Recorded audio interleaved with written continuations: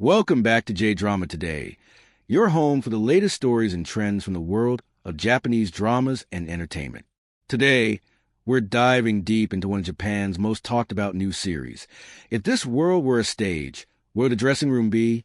Starring the incredibly talented Masaki Suda. The fourth episode airs tonight, October 22nd, and while the ratings have shown a slight dip, this drama continues to generate a lot of buzz among fans for its rich performances, nostalgic setting, and emotional storytelling. The series airs every Wednesday night on Fuji TV and features an all-star cast, including Fumi Nikaido, Ryunosuke Kamiki, Minami Hamabe, Sayaka Akamoto, and many more. It's written by the legendary Koki Mitani, who's returning to commercial television after 25 years. Mitani is known for his smart dialogue and ensemble-style dramas that capture the humor, chaos, and emotion of human life. Set in the fictional Shibuya of 1984, the story follows a small theater community on a street called Hakabunzaka, a nostalgic neighborhood where dreams and reality collide under the glow of neon lights. At the center is Kubo, played by Masaki Suda, a passionate but often frustrated playwright, trying to bring together a group of eccentric actors to perform Shakespeare's A Midsummer Night's Dream at a small theater called WS Theater. He's a man driven by creativity and perfectionism, and it's that intensity that both inspires and clashes with those around him.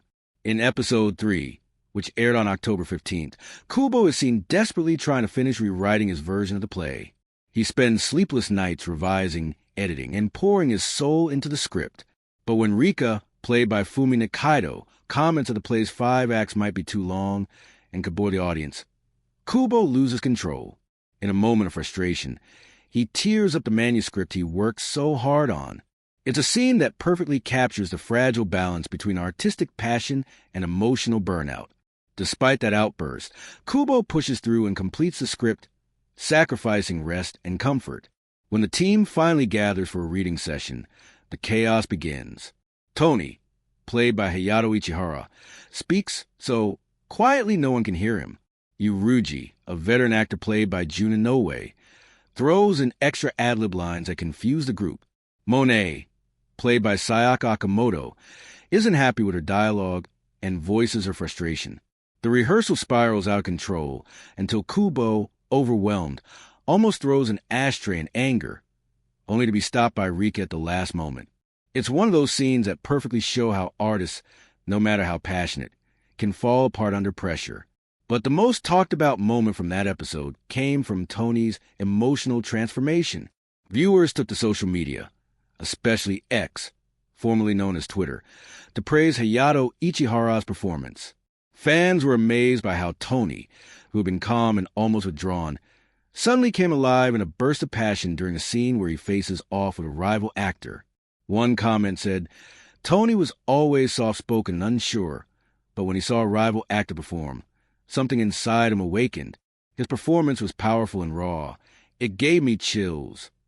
Another wrote, "That moment felt so real, like pure emotion on screen." It was a kind of performance that reminds viewers why live theater and dramas about theater are so powerful. Interestingly, each episode of the series so far has centered on a different character. The first focused on Rika, the second on Obaba and FRE, played by Rinko Kikuchi and Satomi Nagano, and the third on Tony. This format gives each actor a chance to shine, creating emotional climaxes even as the main story moves at a slower pace. However, some critics and viewers feel that the overall plot is progressing very gradually. The main storyline, a group of artists preparing a play while dealing with their inner conflicts, hasn't advanced much beyond rehearsals and character introductions. Some wonder if the drama might be relying too heavily on the cast talent to keep the audience engaged. Still, longtime fans of Koki Mitani's work defend the pacing. They say his stories are never about quick thrills or fast-moving plots. They're about slow-building emotions, character development, and subtle connections that reveal their meaning over time. One viewer pointed out that this was true for the 13 Lords of the Kamakura as well, another Mitani-written story that took time to unfold but ultimately became deeply moving. The difference, however, is that the 13 Lords was a year-long NHK taiga drama, while If This World Were a Stage only has one season to develop.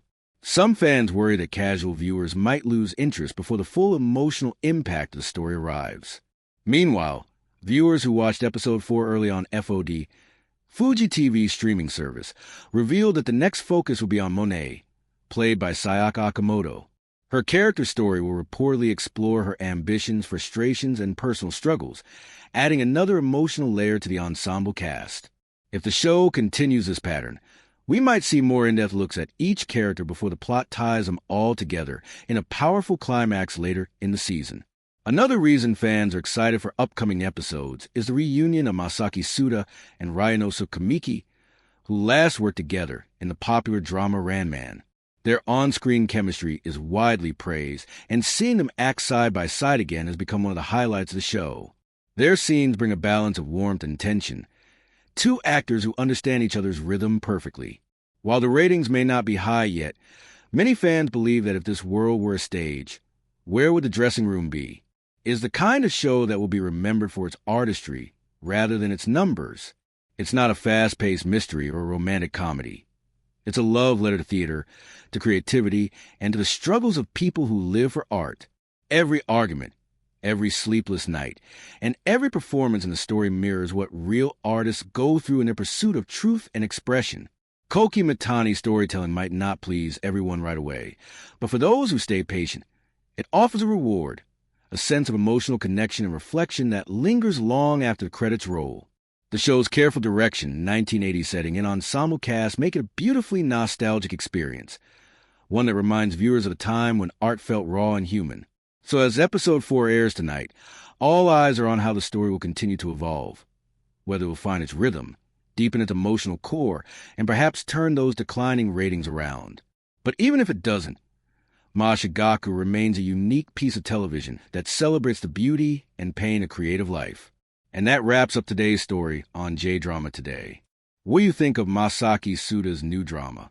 Do you enjoy slow, character-driven storytelling, or do you prefer faster-paced series? Let us know in the comments. We'd love to hear from you. If you enjoyed this video, don't forget to like, subscribe, and hit the notification bell so you won't miss our latest updates on Japanese dramas and entertainment news. Thanks so much for watching, and see you next time on JDrama Today, where Japanese stories come to life.